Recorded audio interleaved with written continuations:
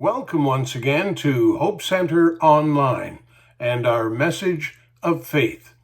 As Shakespeare once wrote, "Friends, Romans, countrymen, lend me your ears."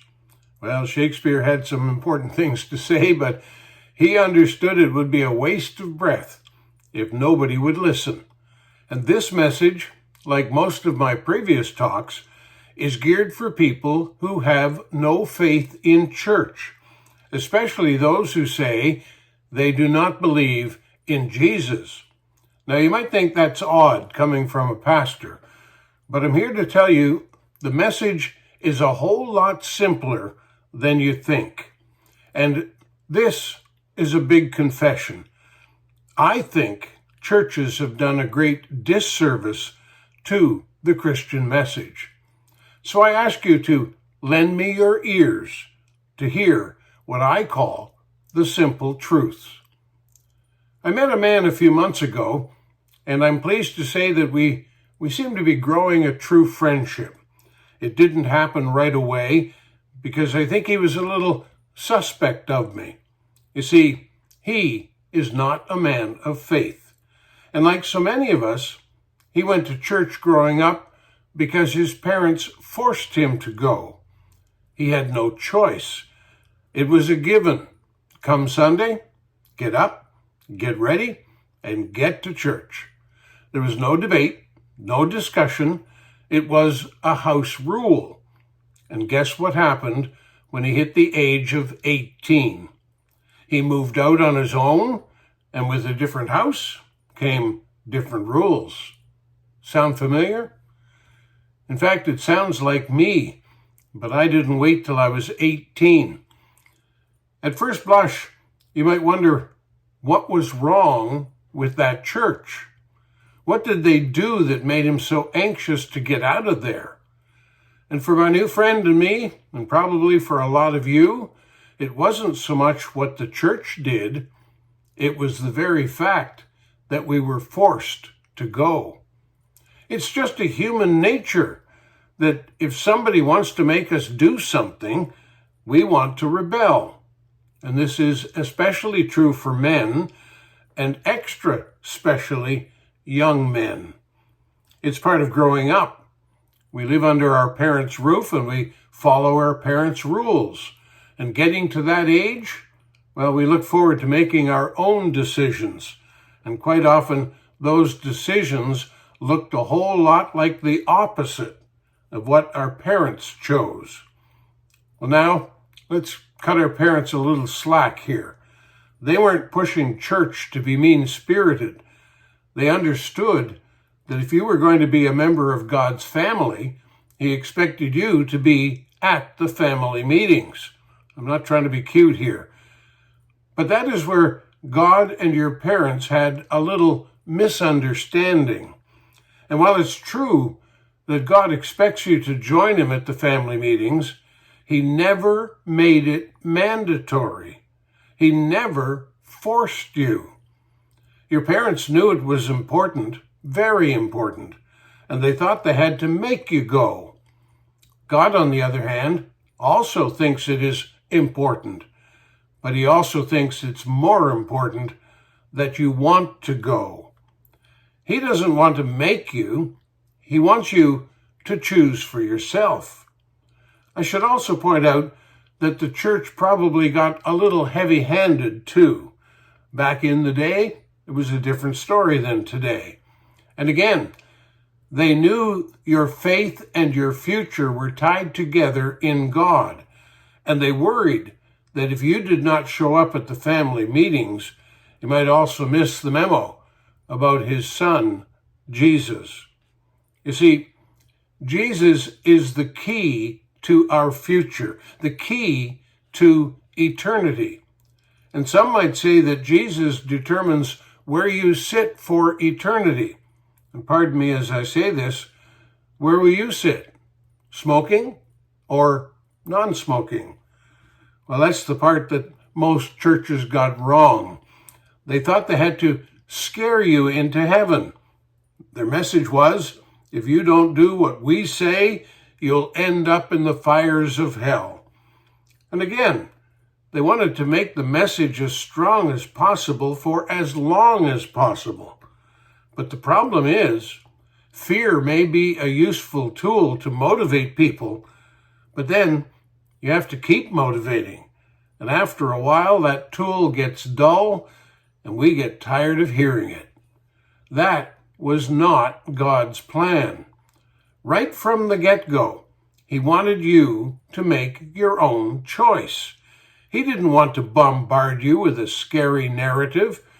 He simply wanted you to love Him of your own free will. See, God is not a father of rules. Keep in mind, He had only one rule for Adam and Eve. In fact, it wasn't so much a rule as a warning. He said that they could have anything they wanted in that bounteous Garden of Eden, but He warned that the fruit of one single tree would lead to death. Now, I know you might be saying, what about the 10 Commandments? And you're right. He did give 10 rules, but that came later, after we broke the first one. That came with a reboot in a deal that He made with the Israelites, a group that became known as His chosen people. They were kind of like a test group. God chose them to reestablish a relationship with Him. And that's all He ever wanted when He created us. He simply wanted us to realize He created us and that He wanted us to love Him. And yes, He did give them 10 rules, but be honest, don't they all make sense? Would you want to associate with people who broke any number of those 10 rules? I realize that's a pretty dumb question, because look around. Do you know anybody who has kept all 10 commandments? Anybody? The answer's not very likely. And yet, just having those 10 rules establishes a pretty solid foundation for neighbors to follow.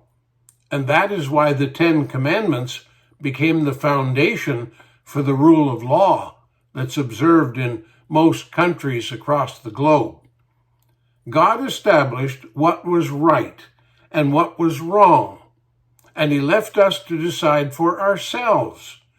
He also sent His Son to remind everyone of the rules. And more important, He sent His Son to remind us that there was very little likelihood that we can find a single soul that has followed all 10. And so, Jesus came to reestablish the human relationship with God, our Father in heaven. Jesus came to pay the price for our inability, or perhaps our unwillingness, to follow the simple rules. Jesus came to earth to do a lot of things, to reaffirm God as our Creator. But all of His teaching, all of His miracles, all of His short life, about 33 years as a man, He left us 2 very important takeaways, just 2 things to remember, take to your heart, and think about on a regular basis. Read the story of His life in what we call the Gospels. Fairly short read. The Bible books, pick one, 4 of them written by Matthew, Mark, Luke, or John. Or listen to the 2 things I'm going to say right here, right now. You see, Jesus gave His life on the cross so that you and I could have a choice about our future. And once again, reduced the laws from 10 to basically 1. Remember I said God only really had 1 rule? Well, Jesus was asked one day, what was the most important commandment? And we know now from historical records and findings that that was a trick question.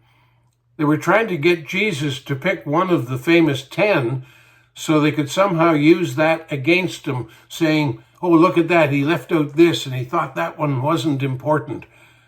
But Jesus did not pick one. Instead, he gave two new ones that essentially work together as one. Here is the exact quote as recorded by the eyewitness Matthew. And this is a quote here from Jesus, and he said, "You must love the Lord your God with all your heart, all your soul, and all your mind. This is the first and greatest commandment." And then he added, a second is equally important. Love your neighbor as yourself. End of quote. Essentially, he said that the 10 Commandments and all the wise advice of the prophets are all covered when you follow this law of love. So you see, God never intended to control you. Yes, he clearly wanted you to make right and good choices, but he never, ever said that you have to do any of this. He simply said, this is what is right, and he left you to choose. Are there consequences for bad choices? Of course there are. There always are. And we seem to learn quickly from our experiences. And the best teachers have often been our bad choices. But nobody can make you go to church. Nobody can make you believe in God. Nobody can make you follow Jesus. I just ask that you take another look at your choices. Why? Because your future in eternity depends on whether you follow Jesus or not. And why am I stressing this now? Why do you think you need to reevaluate now? Well, simply put, his offer expires when you do. Think about that. You want to hear a little more about people who are rethinking what they've been forced to believe? Well, then join us today on our Maritime Radio talk show this afternoon at 3 o'clock. Let's Talk, we call it, on the network with 8 FM radio stations across the 3 maritime provinces, plus, of course, our internet radio station, which you can hear on our website, hopecenter.ca or sixrivers.ca. And our guest today is Lana Silk, born and raised in Iran, educated in Britain, and now Chief Executive Officer of Transform Iran in the United States. Lana knows what persecution for your faith really means, and she also knows that belief in Jesus Christ is growing faster in Iran, faster than you could ever imagine. Join the community conversation this afternoon at 3 o'clock. And meanwhile, please come back here next Sunday at 11 Atlantic time for another faith message fitting for our times. You'll find us, of course, on YouTube, Facebook, and especially on our website, hopecenter.ca. And that's where, too, you can go and see the previous messages. Lots of stuff from the audio visuals in our archive. But for today, as always, I'll be thinking of you, and I'll ask God to bless you here today and forevermore. Amen.